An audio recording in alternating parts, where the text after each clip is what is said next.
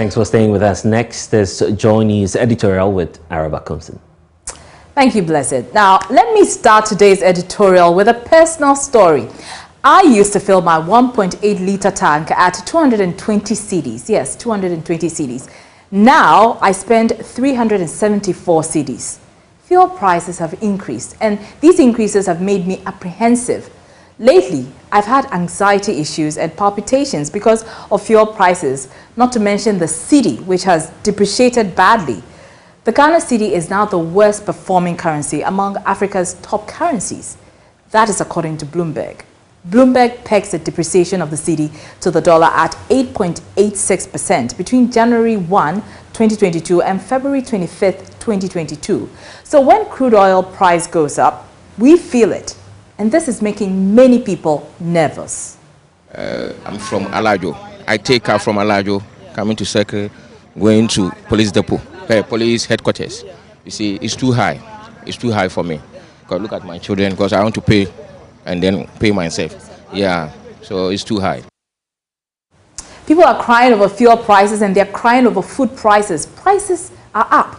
LPG prices are up by 15%. Transportation prices are also up by 15%. So people are tightening their budgets daily. But, and it's not to be expected, or it is to be expected, government is very uncomfortable when the public hits them with the truth. And the truth is that Ghanaians are suffering. And remember, all this is happening at a time when government is also desperately trying to push through the unpopular e-levy, although it has received substantial public backlash. Now, against this background, we hear comments of people saying the current terrible economic climate is ripe for a coup.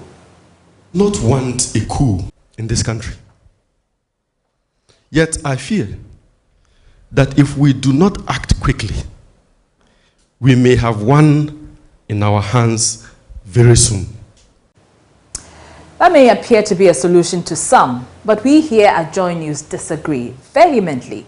And I will come to that momentarily. But first, listen to these men, or this man, who participated in a coup and why it is never the option or solution to the prevailing economic difficulties. So listen with rapt attention, those of you who have never experienced a coup because you were not born or not in the country at the time it happened here in Ghana. Listen.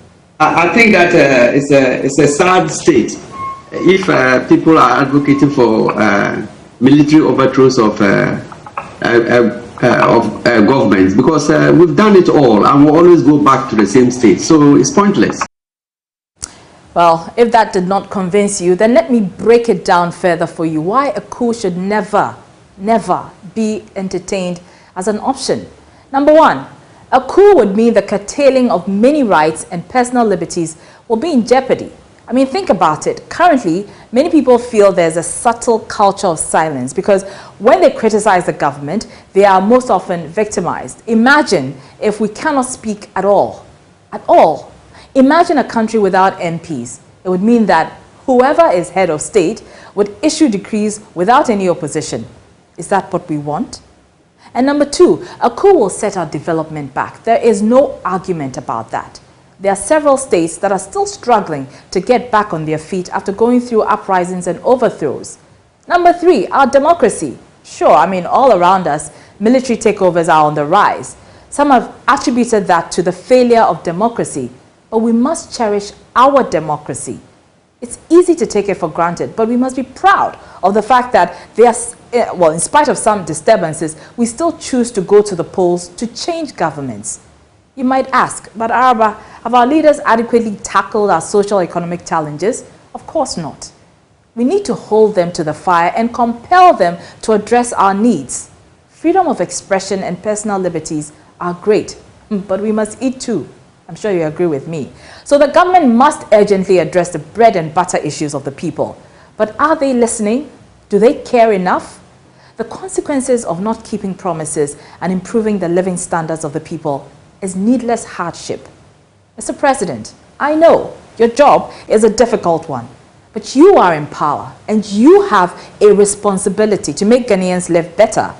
So it's not asking much when we say, fulfill your part of the social contract.